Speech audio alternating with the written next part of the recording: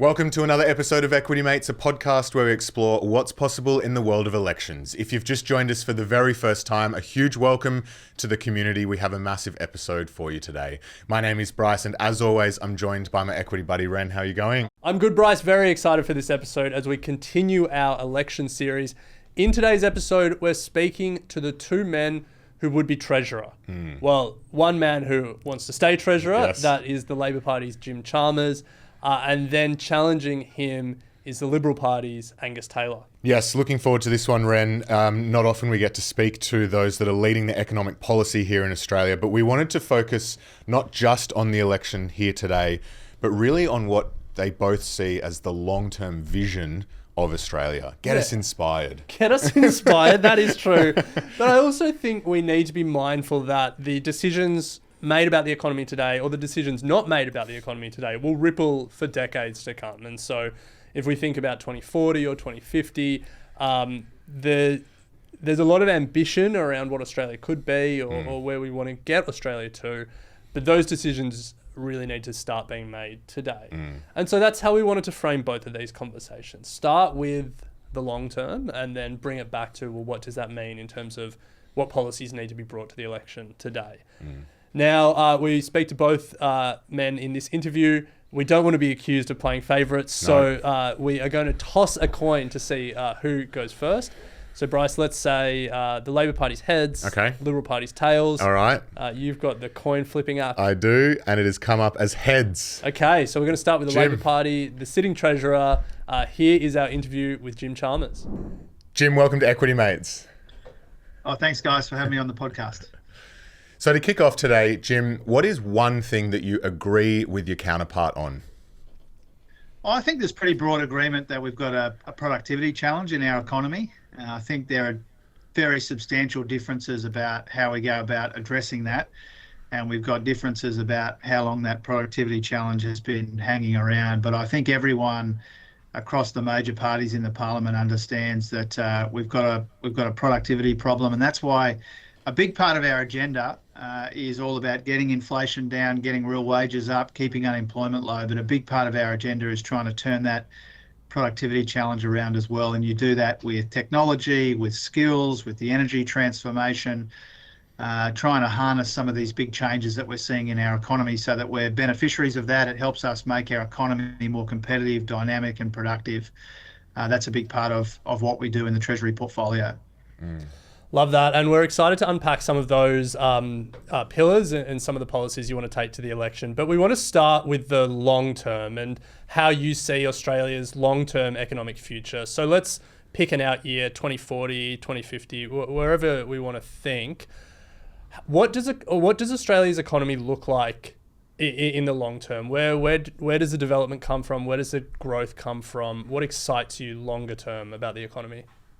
Yeah, I think about this a lot. I try and take a long-term view about our economy. I released this report called the Intergenerational Report. And what it says really is over the coming decades, our economy is going to be shaped by 5 big shifts, from globalisation to fragmentation, from IT to AI, from hydrocarbons to renewables, from a younger population to an older population. And the 5th one is what that means for the composition of our industrial base. And so I think a lot about that. I think our economy in the coming decades is going to be increasingly powered by cleaner and cheaper energy. Obviously, we're going to train our people to better adopt and adapt technology, particularly AI, machine learning.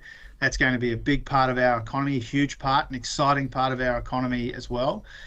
Getting the services sector right, particularly the care economy, in the context of an aging population. These are the big challenges. And, obviously a job like mine is really about managing the near term, managing this really quite extreme global volatility that you guys grapple with as well, managing this inflation challenge, which has been common around the world. Those are the kind of near term things, but the longer term opportunities for Australia are really exciting in some of those areas: energy, human capital, technology. And so they're a big focus too. Well, let's go through each of those, starting with energy, and bring it back to the current election that we are about to go through. What are the policies that you're bringing to this election around clean energy?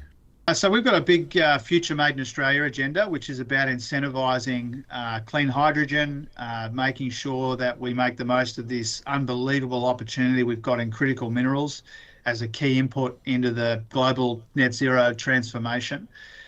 So we've got a big, broad suite of policies on energy, which really focuses on the industrial opportunity at the macro level. And then at the household level, we've got a plan to make household batteries 30% cheaper. That's going to shift the needle on emissions, but it's also going to help people put some downward pressure on their bills. And so we're coming at this from, a bunch of different angles. I genuinely believe that in 20 or 30 years' time, this time frame that you're asking me about, I think people will look back on the 2020s, and one of the things that they will judge us on is whether we took the necessary steps to make the most of this energy transformation. I'm really confident that we are. I spend a lot of time working with the colleagues on this part of our economic policy. And you'll read from time to time that there's not big differences between the major parties in election campaigns, but this is an area where there is a very, very substantial difference. Building nuclear reactors in 20 years' time, the most expensive form of new energy, pushing up electricity prices, that's what our opponents are pitching up. We want to add more cleaner, cheaper, more reliable, increasingly renewable energy to the grid because we think that's the best way, not just to get those environmental outcomes that we need, but to get those economic outcomes and those industrial outcomes that we seek as well. I'm glad you brought up nuclear because it's been an interesting sticking point in this election. I'm told that you guys have been back and forth on nuclear a bit, and So we saw numbers come out from the Climate Energy Federation today that put the coalition's plan at $4.3 trillion by 2050. Just wild numbers. But at the same time, I think a lot of people, us included, are attracted to the idea of clean baseload power. Is there not a middle ground where you can not put government and taxpayer money towards nuclear, but lift the federal ban on nuclear energy generation and just see if the private sector is interested? Overseas, we've seen Microsoft, Amazon, Google, Oracle all invest in nuclear. Is there not a middle path that could be taken here?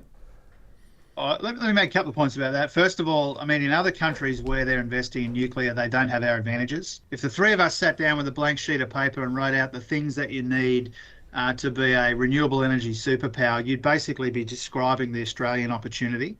Our combination of advantages is different to other parts of the world. Second thing, on the cost of it, the reason that we think that $600 billion price tag is right is because it's a Smart Energy Council number. It's based on the CSIRO and AEMO figuring. But the best way I've found to describe to people how expensive these things are, these nuclear reactors, is in the UK they're building one, and they've got a long history and experience with building these nuclear reactors. The one they're building right now is $87 billion, and the coalition want to build 7 of them. So I think it's ridiculous that they think that they can build them for kind of $20 billion or less. So there's an argument about that. The main part of your question about the ban and investor interest in it, you're probably the same as me. I spend huge chunks of my week knocking around with the investor community. I do that formally, informally, every way that I can. And I'm convinced that even if you lifted the ban, there'd be no interest. I haven't found anyone that wants to go anywhere near this for Australia. And I really mean that. And, our investor community is excited about the net zero transformation. They're excited about cleaner, cheaper, more reliable, renewable energy. Nobody has said to me, can you lift the ban on nuclear, because we're really fanging to invest in it. Nobody is. Nobody that I've come across is. So I don't think if we lifted the ban, it'd make a difference.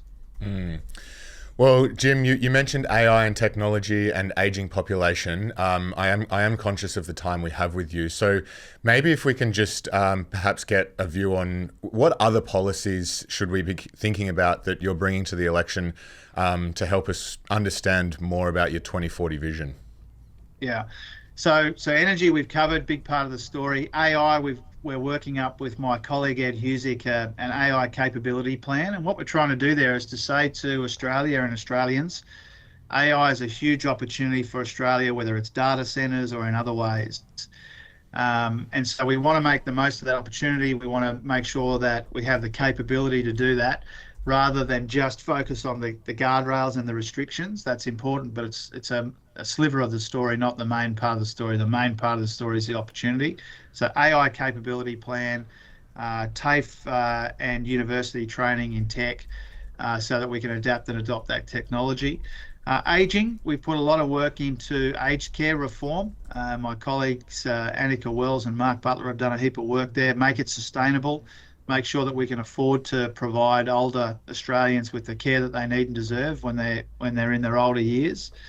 That's a big part of it. The industrial composition part is about making sure we've got a manufacturing sector, particularly in the clean energy part of it, but not just that. The services sector, the care economy. And so we've tried to use those big shifts in our economy identified by the intergenerational report as a kind of a set of guiding principles, because we've got responsibilities to the future, intergenerational responsibilities, and a lot of our policies in energy, in human capital and skills, in aging. A lot of our global engagement is about trying to position Australia so that as all of this churn and change happens in the global economy, we can be beneficiaries rather than victims of it. And so then if we come back to, I guess, your key portfolio and what underpins everything we've spoken about, but probably most importantly, what enables the investment to achieve a lot of these things is our tax settings and our, our revenue base for the government. So tax has become one of the key debates of the election. Fuel excise, temporary tax cuts, permanent tax cuts, what's the size of them? That's kind of been the debate. So just give us your view, and I guess give us your pitch. Why should we trust you to build that sustainable tax base over Angus Taylor to help us achieve some of these longer term ambitions?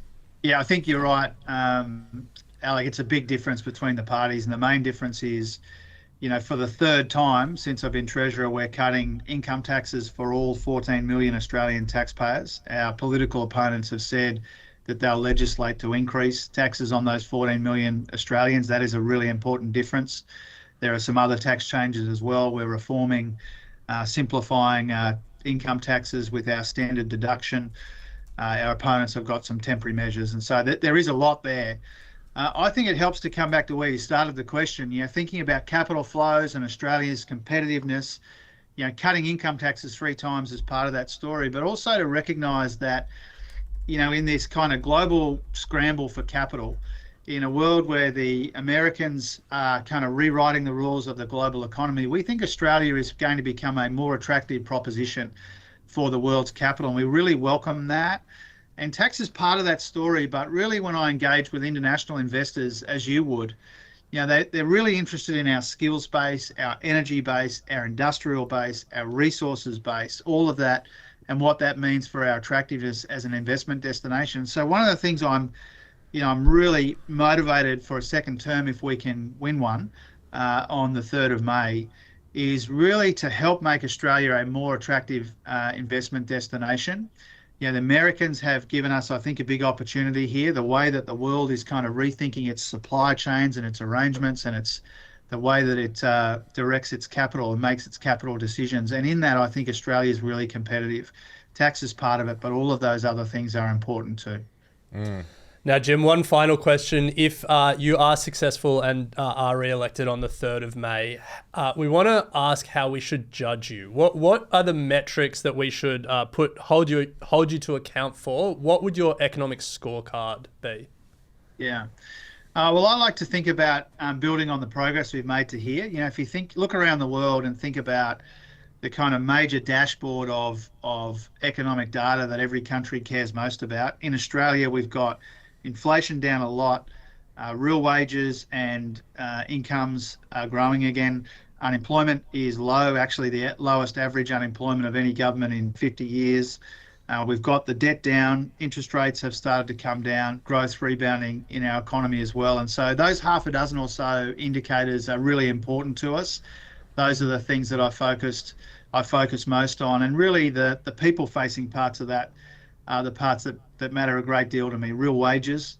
When we came to office, real wages were falling, living standards were falling sharply, inflation was galloping, interest rates had already started to come up. So we've turned that around, we've turned a corner in our economy, and those are the sorts of things that will continue to get most of our attention. Well, Jim, thank you so much for taking your time with us today. We do really appreciate it, and all the best for May 3rd. It's good of you to have me on, guys. All the best for the podcast, and maybe we can have another yak after the election, whatever the result. Sounds good. We'd love that. Sounds good. Welcome back to Equity Mates Investing. You've just heard from current treasurer or sitting treasurer Jim Chalmers. Now it is time to hear from shadow treasurer Angus Taylor. Well, Angus, welcome to Equity Mates. Great to be with you. Thanks for having me. So before we get into, I guess, the divisiveness of politics in the upcoming election, we wanted to start with, what is one thing that you agree with your counterpart on? Well, I think we all agree we want the very best for Australia. I think every politician can agree on that.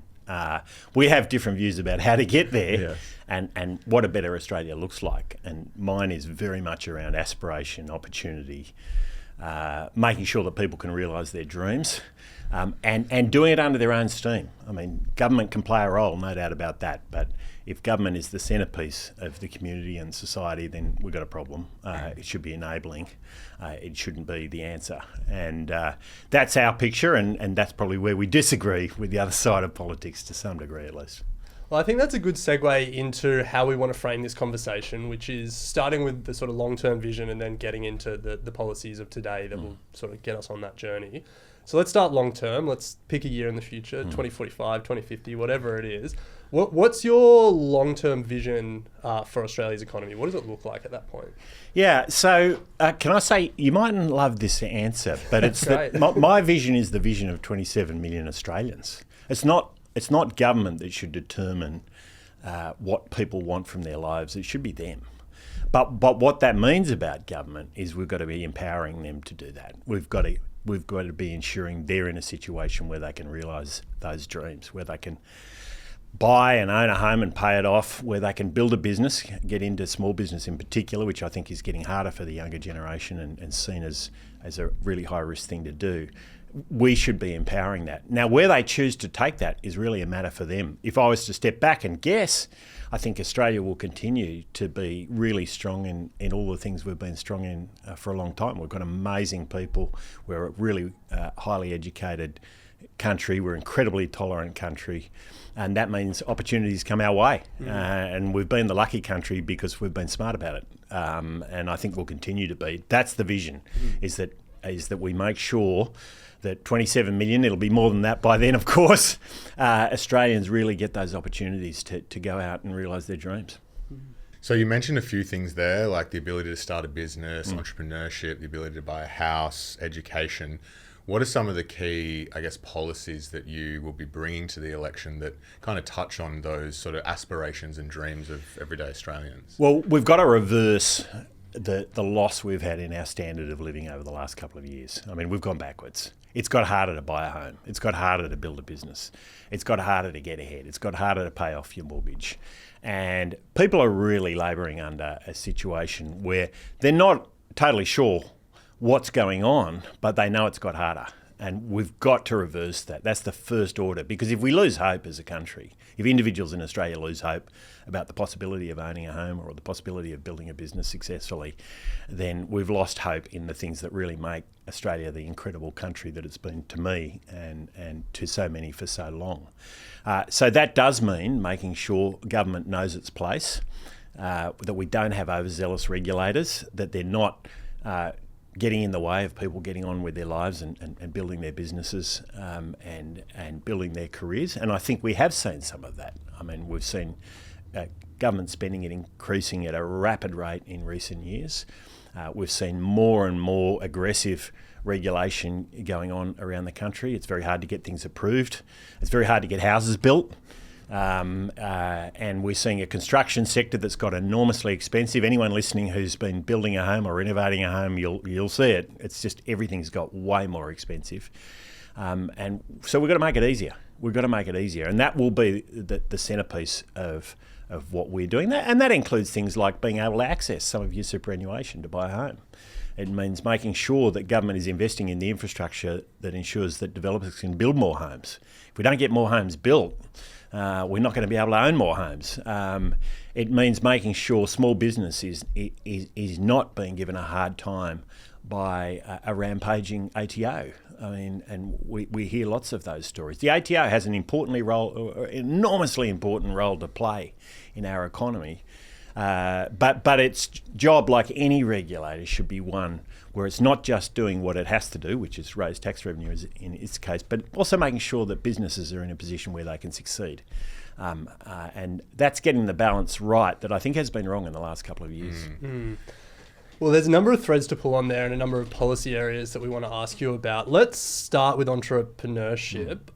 So if the overall goal is to make things easier for people to start small businesses and then grow them and employ more people, like what are the key levers that you can pull? Like where do you think it's really hard now and where can government play a role? Yeah, well, the first thing is government get out of the way when they should, which was the point I was making. I mean, if you're running a small business these days, farmer, a small business person, retail, whatever it is, IT business, the work you have to do, particularly as your business grows, around industrial relations, around occupational health and safety, and some of these estate issues, of course, around getting approvals, it is really hard. It's got a whole lot harder, and that's showing up in our standard of living. Our standard of living's gone backwards by 8% in 2.5 years. So, to put that in really practical terms, what that means is the income of the typical Australian is buying 8% less in goods and services than it was just a couple of years ago. Right? That's an incredible drop, unprecedented and unrivaled across the world. So we've got to make it easier. If it's easier for people to invest, to grow their businesses, to build their careers, then it's easier for them to add value to the economy and to make it stronger and more prosperous for everybody. And that's the key.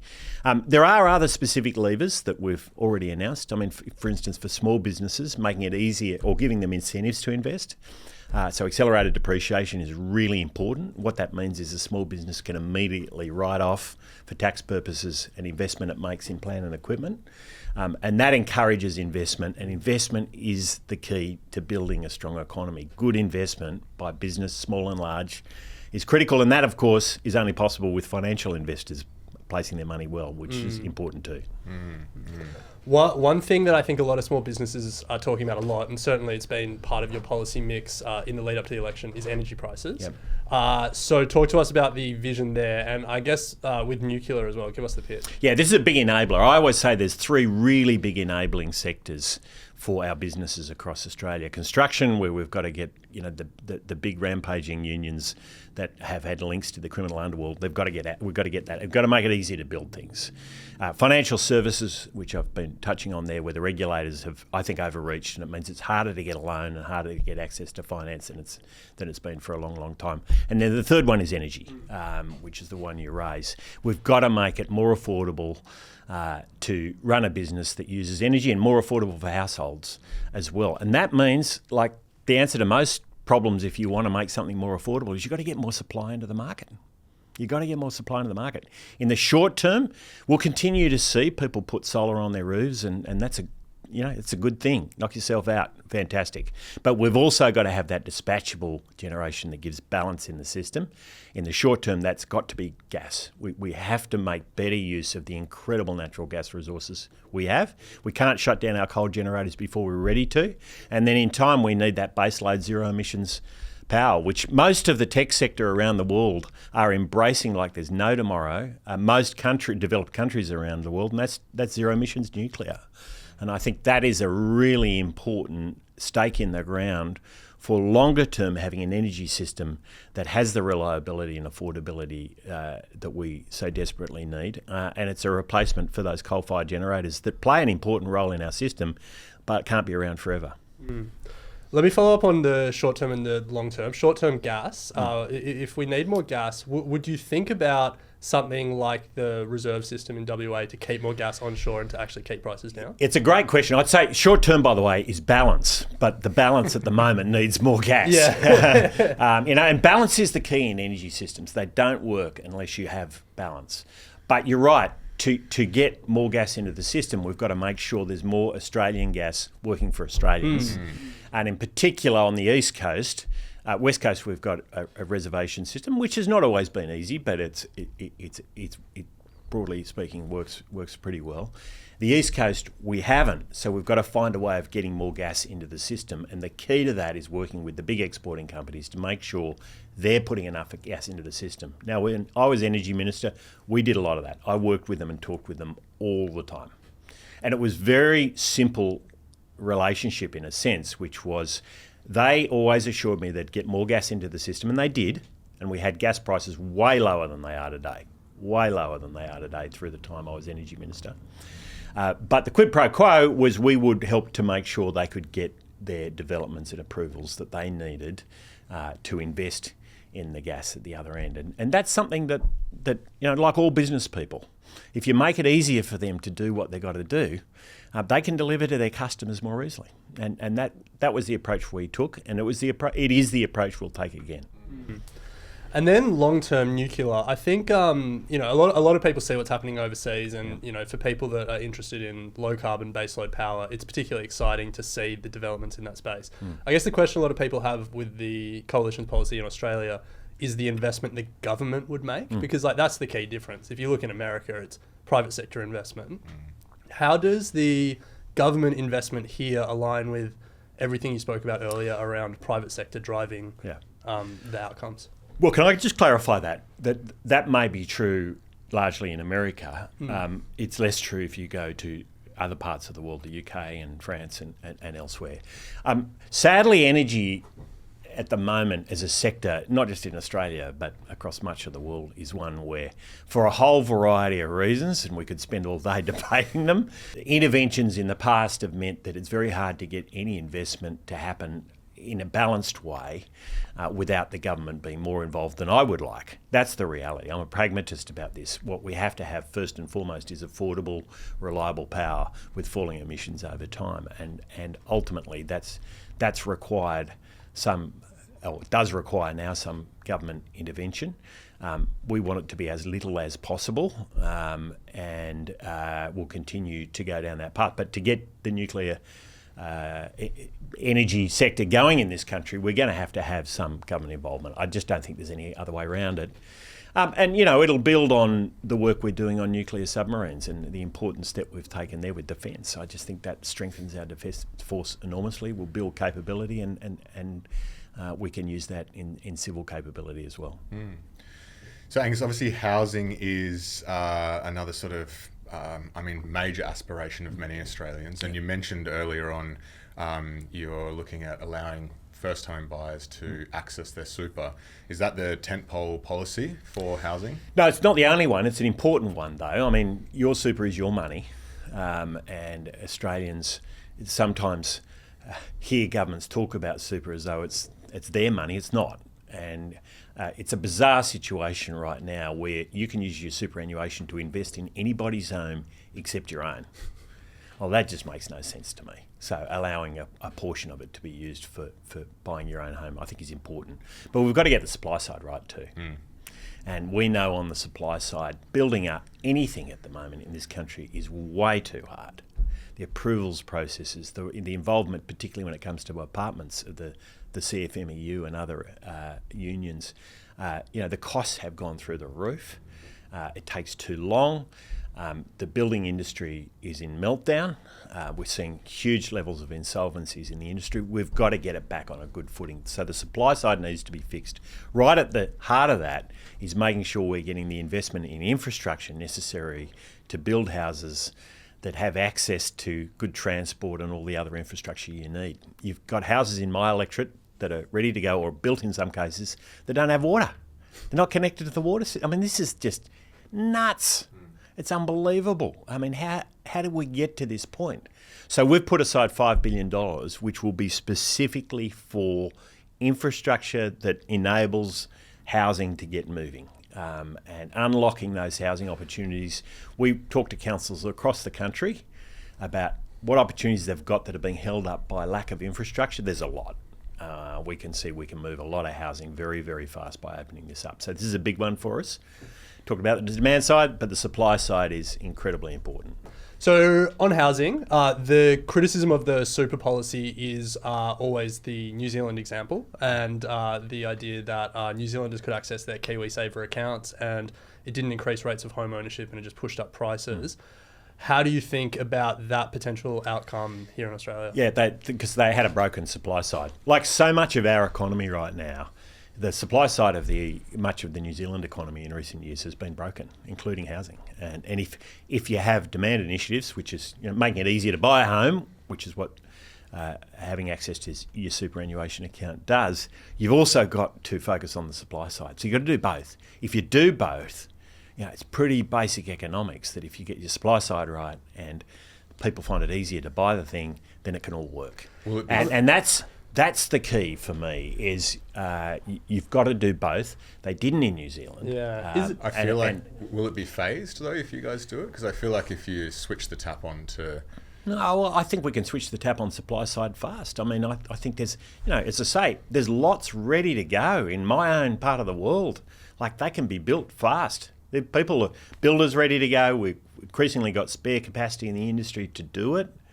And yet it's being held back right now. This is crazy stuff. So I think we can get things moving fast. And that's what we have to do, not just in housing, but right across the economy, in the resources sector, as I said, more broadly in the construction sector, in energy. Just get the supply side moving and tap into the amazing energy and motivation of Australians. But right now, that's not being tapped into in the way that it could be to get these sectors moving, and housing's right at the top of the list. And then another thread that you mentioned earlier that we want to pull on is regulations. It's easy to sort of point to regulation and say there's too much red tape, but then it's a lot harder to then actually identify here's where we're really going to pull it back and make a difference. Sure. I guess unless you're Elon Musk and you walk in with a chainsaw. But what are some of the specific regulations that you think really these are the things that are holding businesses? Well, I'll give one. You're an investment podcast, so I'll give you one on that side that I think is really important. APRA is a prudential regulator, is making it harder to lend and finance than is necessary. Okay. And we've made this really clear that yes, it's incredibly important that APRA makes sure we've got a stable financial system that we can trust. If we don't have that, investment and lending financing is really hard. But on the other hand, if it's so obsessed with its own pure goal and ignores have people got the access to finance they need to build a business, to own a home, to do the things in their life they want to do, then it's a real problem. And APRA has become way more aggressive in the capital requirements for every loan. So that makes every loan more expensive than it needs to be, and it makes it harder to access. And it's why what we're seeing across the economy now is private finance, which is when you go, if you're a small business, for instance, you go and get private credit, not from a bank, but from a private lender. It's exploding.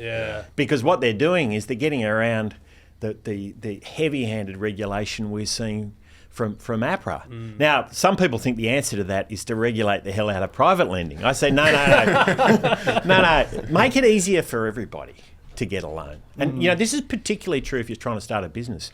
I mean, trying to start a business now, if you don't own a home and can't mortgage your house to start that business, it's really hard. Unless it's a low finance business, you don't need much capital. It's really, really hard. Way harder than when I was in my 20s and 30s.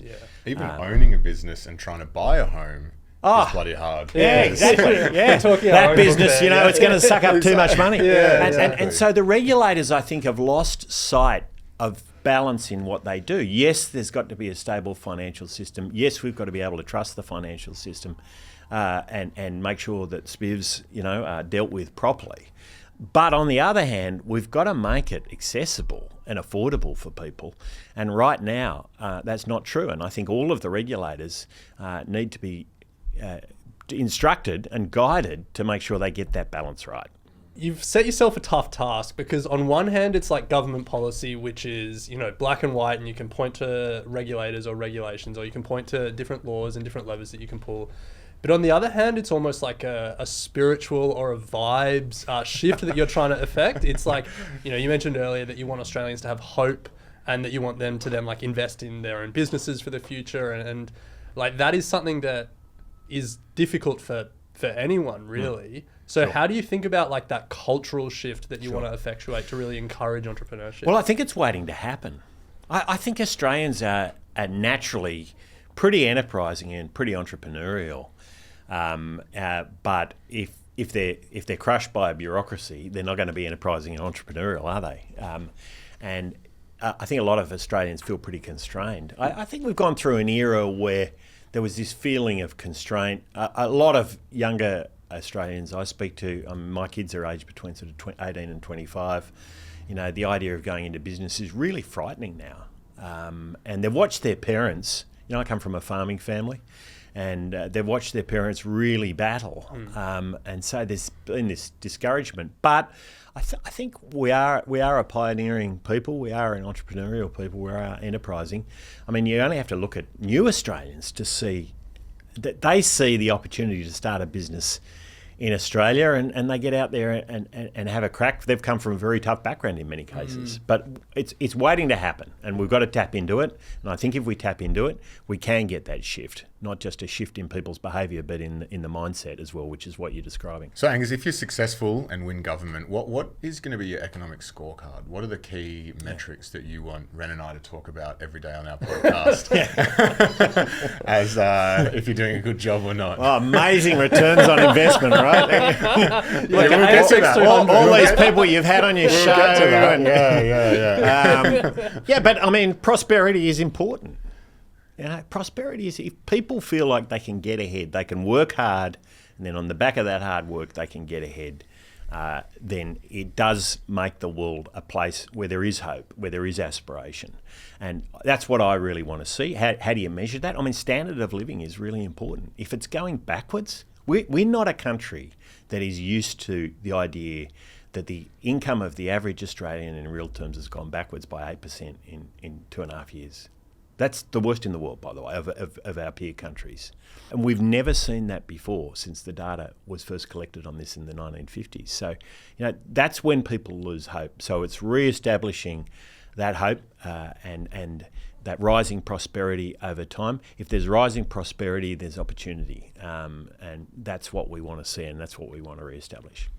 What do you think about the concept of a well-being budget? Like for people who aren't familiar, it's having different metrics than just overall GDP as sort of the measure of how the economy's going. And, you know, you've mentioned that our living standards have fallen. I think the stat that always gets me is we had 7 quarters of falls in GDP per capita, and then we had 0.1% uptick in the most recent quarter. So it was it arrested the trend, and everyone was high fiving. I mean, seriously. So there's no high fives on those numbers. So what do you think about like redefining like what good looks like in and actually measuring like I guess more accurate measures of economic well-being? Yeah, I mean, I don't pretend for a second that financial prosperity is the answer to all life's challenges. You know, friends, family, relationships, all powerful. But I tell you, it's all a bit easier if you're getting ahead, right? There's no doubt about that, and that's why I do think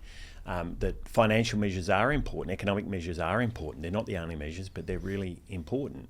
But right now, for a lot of Australians, a well-being budget is their budget and their ability to pay their mortgage and to pay their bills, pay their energy bills, pay their insurance bills, pay their grocery bills. I mean, that's well-being right now. Australians are, in many cases, really struggling with those basics, paying their rent, being able to put themselves in a position to buy a house. And of course, this is, you know, I'm 58. I look at my generation and the opportunities we have, and I'm deeply concerned that my kids and the generations that follow will not have the amazing opportunities I've had in the greatest country in the world. We can't afford to go backwards on this. We've got to go forward. So that's well-being right now, I would say. I like that. I think that's what the focus should be. The government did a well-being budget, but my comment on that was, well, the well-being budget that counts is whether people can pay their mortgages and pay their bills. Well, cost of living is a good segue to a conversation that's been going on, I guess, in the media, and I think probably in your party room around big business, and particularly the supermarkets.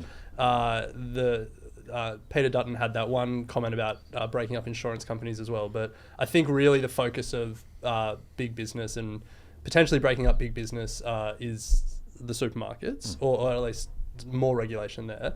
So talk to us about your view on the supermarket specifically and the bigger businesses generally. Well, so I worked before politics for many years in business. I was a partner in a major consulting firm at McKinsey, and my big business were my clients, right?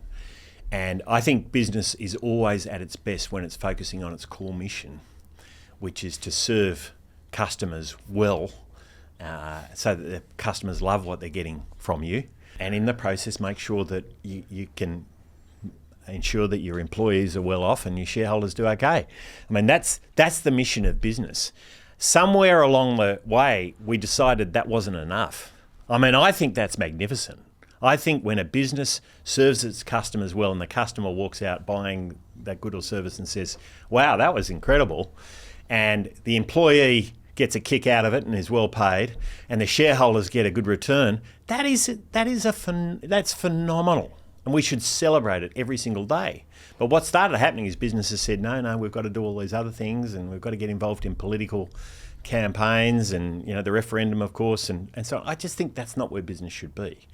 But it's important that all businesses serve their customers. And generally speaking, the best regulator for any industry is the customer. They regulate the business better than anybody because they know what they want. If there's not enough competition, that's why we have competition policy. And in some of the sectors in Australia, they've been pretty tight. We are the land. I learnt when I was a partner at McKinsey, we're the land of the duopoly, which is one better than New Zealand, we're the land of the monopoly. So those businesses do have to serve their customers, and if they're not, if they're acting in an anti-competitive way, and it's been demonstrated that they have, then there should be consequences for that. And I think most business people, most of the time, are working to serve their customers, but there'll be occasions when it is right for the government to step in. Now, as you can probably tell, we're very passionate here at Equity Mates about financial literacy. Yeah. In fact, we're kind of concerned that study after study shows it's going backwards here in Australia. Plenty going on in the space at the moment in terms of, addressing the financial advice gap and the affordability.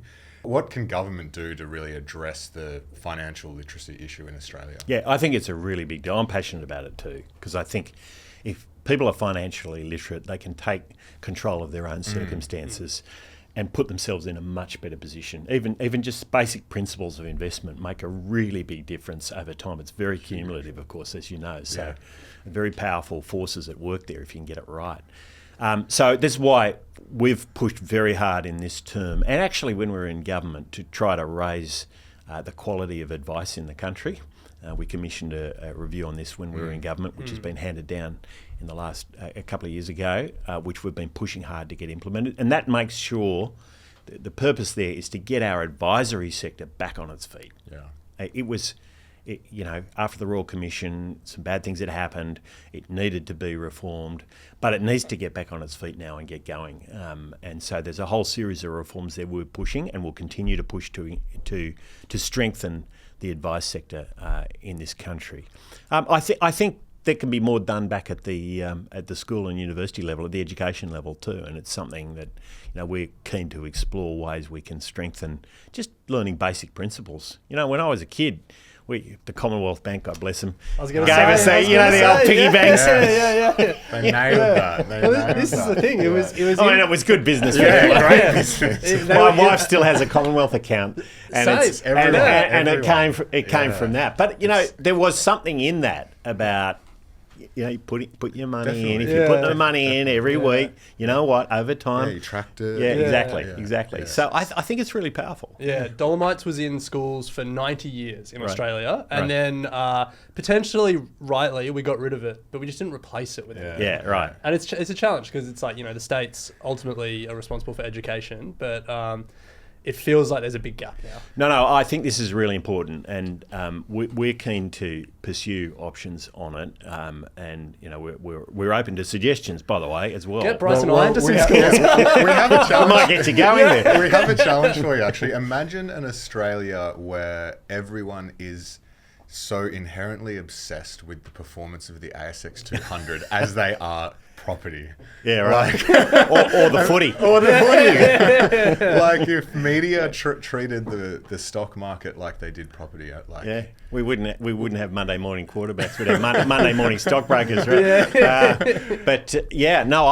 I do think this is a big deal because the basic principles are not complicated. No. You know, I learned them back in finance at uni, and they've served me well, and they're very powerful, but I don't think we do a great job of getting them out into the community. That's why our advice sector is so important, because they are really critical to that. And the problem is advice is now becoming the domain only of the wealthy.